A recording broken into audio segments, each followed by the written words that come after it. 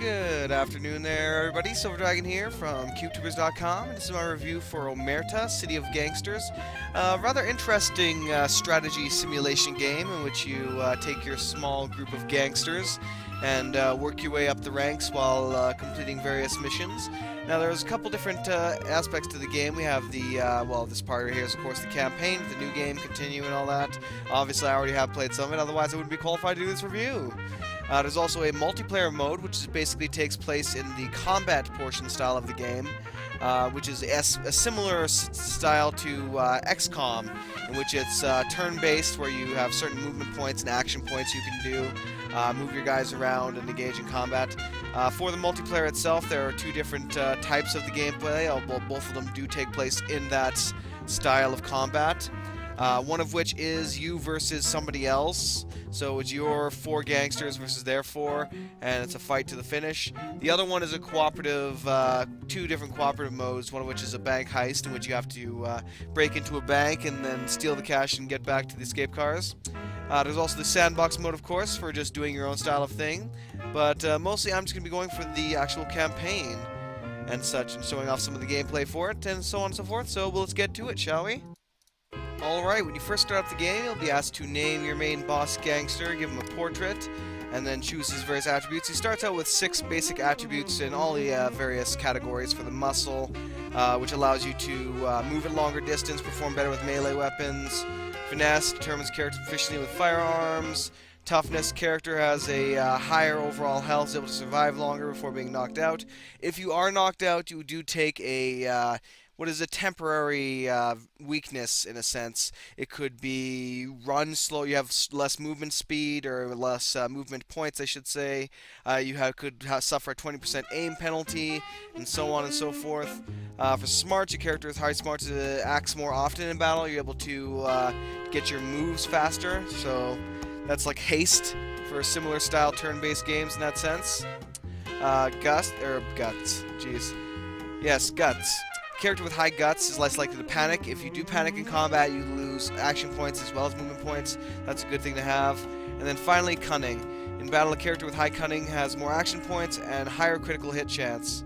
So you really need to just pick which ones you decide on here.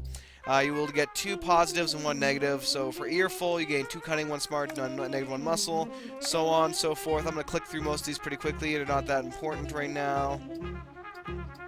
Yeah, just go for that. Pistol. Don't put a price in your head. And then you get to choose the difficulty. Easy, medium, and hard, and so on and so forth. Let's just go for hard. Why not? And then, of course, you get this lovely cinematic to begin with. Fresh off. We're going to skip through that, though. This is the main mission map that you get. You get to choose, right? Of course, right now we only have the 1 mission. I got a drink 5 minutes after I arrived. We get a level up, gang size, and a new team member unlocks. Tourists still flock to the world's playground for a drink and a round at the tables. Quite. Me, Freddie. Let me skip that for now, though. Eventually, you will get multiple icons that will show up on the map, and you'll have a choice to choose between which missions you actually wish to accomplish, and which ones you can leave for later. But anyway, enough of this for now. That's just the basic beginnings, and let's get on to the actual gameplay, shall we? Alrighty then, let's go on to the main actual gameplay aspect of it. But first, I'm actually going to say for the actual audio of the game, as you can hear from the background, the actual background music itself, the period time music they use is actually quite good. I enjoy it. It does a pretty good job of immersing you a bit in the feel. It has like an uppity kind of feel going on with it. It's rather excellent in that sense. Each of your guys will have their own little voices for what they do in a sense. Now anyway, this is the main gameplay portion of it, in which you will have to start building up your empire, your lovely criminal empire. You can construct some buildings eventually, unknown building. You don't know about this information, yada yada yada. So yeah, when you first start off, of course, we have the mini-map on the top left corner. We have a couple options here, gang management, where we can obviously manage our guys. We can hire or lay off other employees, like so. Let's fire her and hire the big man, where he is quite awesome, although we could have hired him regardless because we had an extra slot, but you never know, someone else more interesting might pop along. Anywho, in the top left here we have our jobs menu. This is where a lot of our jobs will pop up. They come into a couple different categories. We have beer, where we can buy and sell beer. We can either produce the beer ourselves, buy it from liquor production places, or buy it from here as well. You can see these two are selling beer for varying prices. We could buy that from them and then sell it to someone else here in this mission, or sell it in the area. Liquor, of course, firearms, money. These are people offering loans to you or asking for loans. People who are asking you to launder money, or who will launder money for you, and so on and so forth. And then we have our special missions, like these ones, offering to increase your liked rating by 10 for 500 cash, which isn't too bad. So of course, right here we have our gangsters. They have various different abilities for what they do here. This is your main mastermind, SilverDragon, of course. He is his weapon, his talents that he unlocks at certain levels. You can change his equipment out if you can manage to buy them, and so on and so forth. Same thing for him, and all his action points and such. He has his health for combat. He uses a bat. He's quite good with it, actually. Inflicts concussion, which is a nice little ability if you can get close enough to beat people in the face with. So melee in this game isn't useless at all. It can be very, very good, as a matter of fact. Anyway, let me exit out of that for now. Now, in the bottom left corner, we have our dirty money.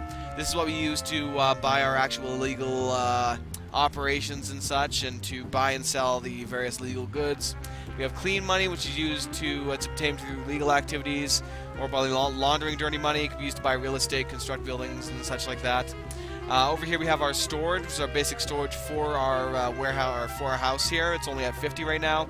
If you go over that amount, you'll be forced into a fire sale, which is over here. Basically, you'll be forced to sell overstocked items for below profit, unfortunately. So you really do not want to get your storage to be overfull.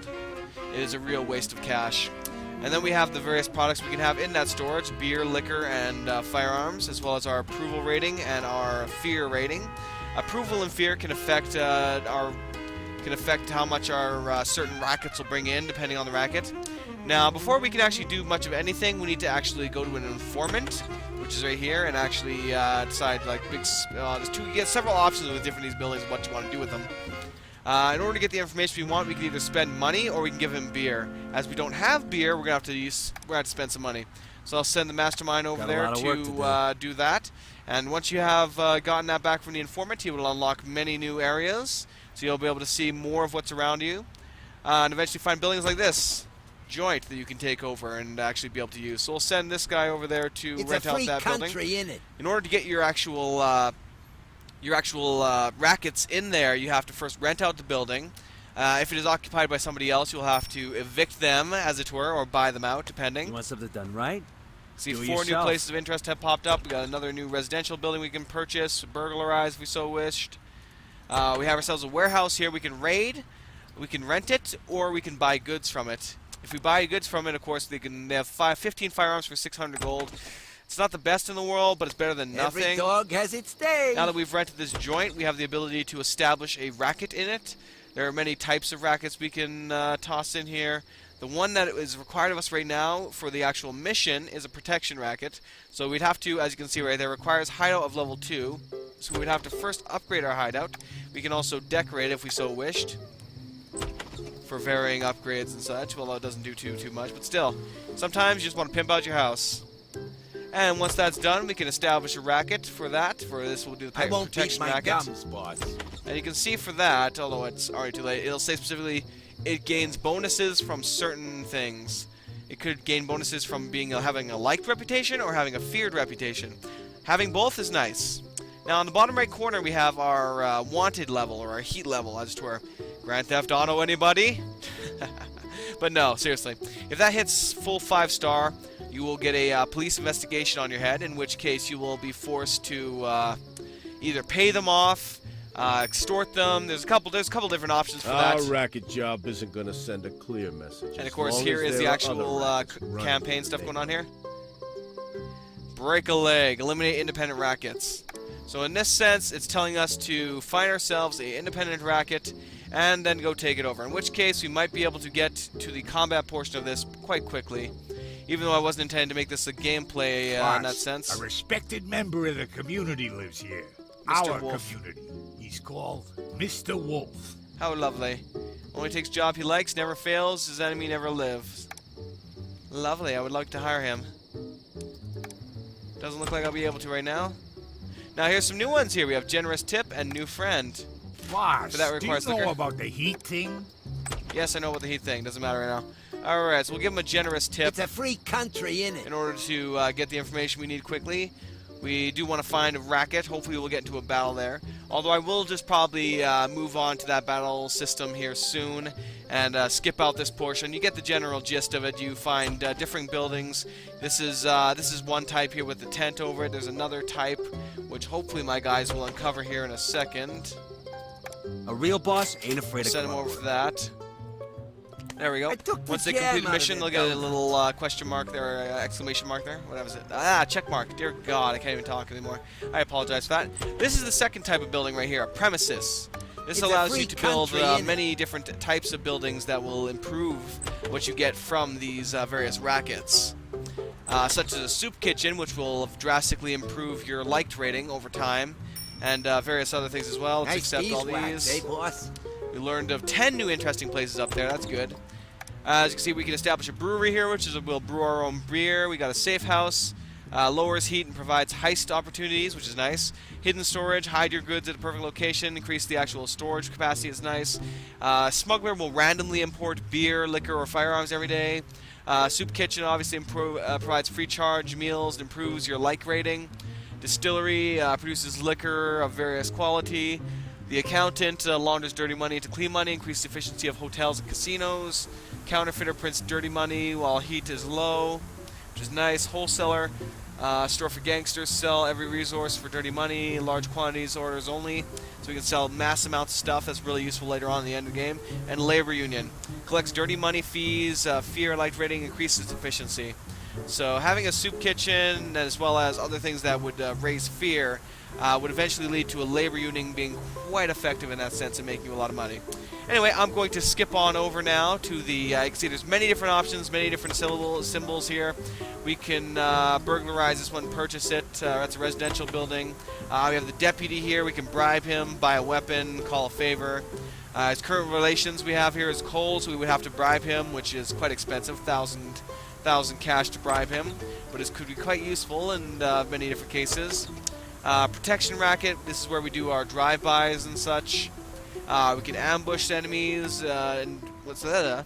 We can ambush enemies to get cash from them and lower their actual rating towards us. They basically hate us if we raid them, but we get stuff for it. Or we can opt to buy them out, and you must have warm relations for that. Drive-by would force them out of competition, so let's do that quickly. It would cost 5 firearms, so I need to buy some firearms quickly. I would go over here, selling 5 firearms for A 175. real boss ain't afraid of grunt work. So we'll send the boss over there quickly to grab that. We will get our firearms and be able to do a drive-by on this building, which will then allow us to either take it over or just leave it as is, since our actual objective here is to eliminate 3 rackets for this campaign mission. Anyway, I'm going to end this now for that. You got the general idea. There's many different types of buildings with varying things you can actually do with them. And we will see about getting into a quick bit of combat here so I can show you that style. I don't want this video to last long as hell and be more of a gameplay video in that Great. sense. But I do want to give you guys the general gist of things. Anywho, let's move on for now. Alrighty then, when you first get into a actual combat encounter, it will bring up this lovely little menu here, in which tells you what you're doing, of course. Break into factory, retrieve financial records for Mr. Wolf, and then we have your support role. You can assign any of one of your guys to a support role. You can see that the success chance varies depending on who is assigned to it. My guy has a 90% chance to give us basically a gangster start in an advantageous position. Scout I don't find to be as useful as other things, such as this one where the enemies will get drunk, which also costs liquor to do as well. Others where they won't actually, a couple of the enemies won't show up. But as it is, I'm going to assign all of these guys to be in the combat squad and start it up. So every single one of our guys will be able to get in there, get into the fight, and kick some ass. Alright, now right here we have the basic combat area that we're locked in for now. At the very top we have our move meter. As we encounter enemies, they'll be added into this move queue, or action queue I should say, and be able to attack us as and such. Right here we have one enemy that we have spotted. He's the only one we have spotted so far. We have our various allies and whatnot. In the bottom left corner we have a current selected ally. Of course he's the first in the action menu right now. And then we have the various moves we can do for him. You can toggle aim on and off with each of your attacks. That will increase the accuracy on the attack while absorbing 1 additional action point per use. We have the various attack skills we can use, the various extra abilities that we unlock over time. Below that we have our health meter, obviously what that does, and our courage meter. As we take damage and such over time, it will lower our courage meter, which will eventually put us in a feared state, which causes us to then lose a lot of action and move points until we regain courage. So I'm going to, my guy's right over here right now, so I'm going to see if I can move him over to this cover See here. me and you die. You see he just spotted another enemy. Alright, so we're going to have him use an aimed, precise shot with aim to increase his chance. You can see with it on, it's 56. Without it, it's 41. So 56% chance isn't too bad.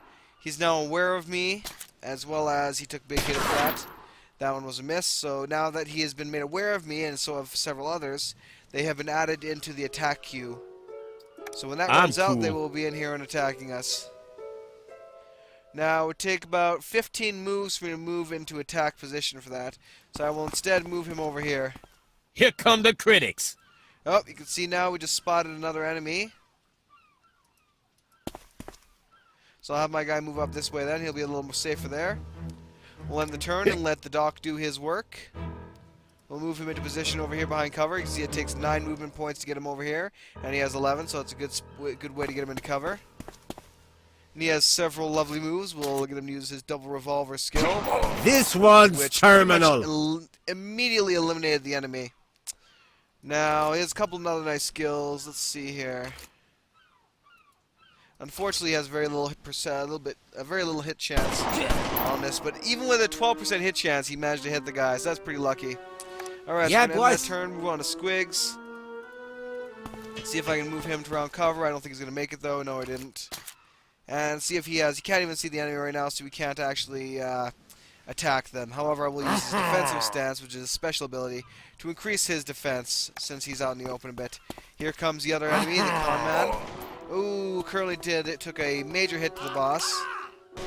Oh, he got hit with a vulnerable hit there.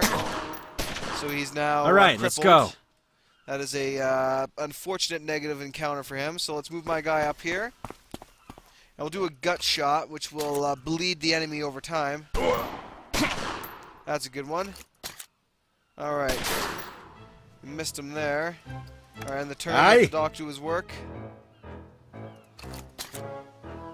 79% chance. We'll do as much as we can on this guy. And he'll be taken out by the other guy, so we'll see if we can hit the other shotgun guy over here. Unfortunately, that was a miss. Ooh, here comes the hitman. He's getting closer. Oh, the big man took a huge hit for that. I'm actually surprised, but he managed to hit my boss from way over there. Sometimes you just get weird moves like that where they make unbelievable shots.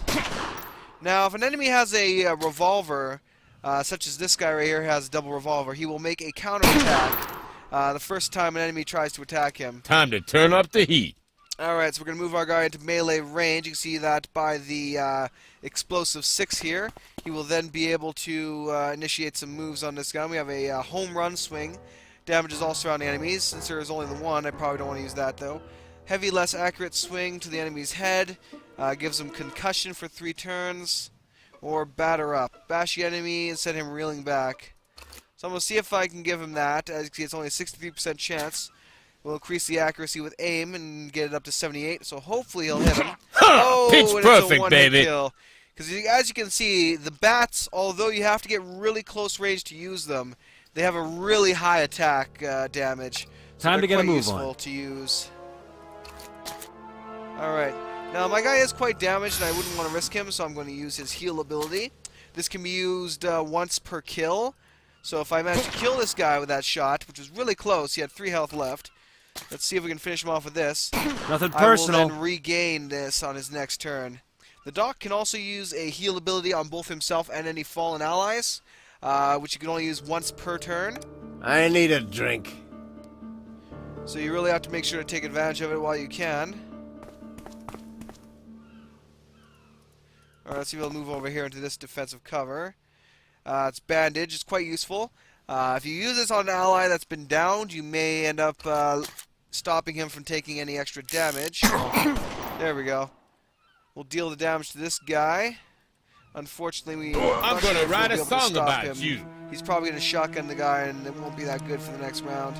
So generally, most of the objectives in this have to do with taking the enemies out. However, you will also find these little wrench-like icons here, as our actual main objective is to get these permits and get out. However, we can also take down this guy here. Looks like my song's You can see ending. there how his courage is now 0, so his MP and attack power went down. So basically all I can do for him right now is just run him the heck out of there and hope he lives. If he does go down, he will be taking a Time to get a move on. a hit from that later. Cost me 23 moves to move this guy up to there. Alright. I need Finally, a we have the drink. dock. So we'll probably be able to take this guy out this time with the dock. Oh, the 90% chance he managed to dodge it. Ah, well, he's only got 12 health left. He won't survive much longer. So your main objectives is mostly either to kill your enemies or to get to whatever you're looking here for. For this, I'm supposed to get these permits in order to hire Mr. Wolf. I'm just gonna end your turn right away. So depending which, it'll end either way. Aye. So let's move the dock over here and finish this guy off. And that is basically the combat style of This one's terminal. Omerta. There we go. So we finished off the last of the enemies. Ready, Of course, boss. the mission is still not over because our main objective has not been completed yet. We need to take these supplies and then take this and then get to the exit. As you can see, now that we have taken that, more enemies have spawned. So sometimes it's better just to sneak your way through and grab what you're here for, and then get the heck out. Alright. Alright, let's go. So, it can get varying missions like that, but generally this is how the combat is put into place. So I'm going to call it at that for now and try to keep this as short as possible. Now that you got a general sense of the actual gameplay of the combat side of things. Of course, we have to run like hell to get out of here. But anyway, moving on to the finale for this lovely review. Alrighty then, so I gave you guys a nice quick look there at the various gameplay styles of Omerta City of Gangsters, the strategy-esque style of building and expanding your empire, trading in all the illicit goods, and creating the various rackets to expand your criminal empire and fight those that would oppose you, as well as the turn-based combat that is similar to the XCOM series in that sense, and various other games with the same style, which is rather enjoyable in and of its own style or of its own sense there. Overall, this is a pretty nice game with some varying gameplay aspects to it, and a pretty decent storyline that branches out over time as you go along, giving you different choices to how you want to go about completing each one and so on and so forth. And really, it's a pretty nice game, and it's definitely worth the $40 price. I've played many $60 games that I've had nowhere near as much fun with, so yeah, definitely, I would have to say Omerta City of Gangsters deserves, let's give it about a 7.5. It's a pretty, you know what? I'd say an 8 even. 8 out of 10. It's a pretty damn good game. I thoroughly enjoy it personally.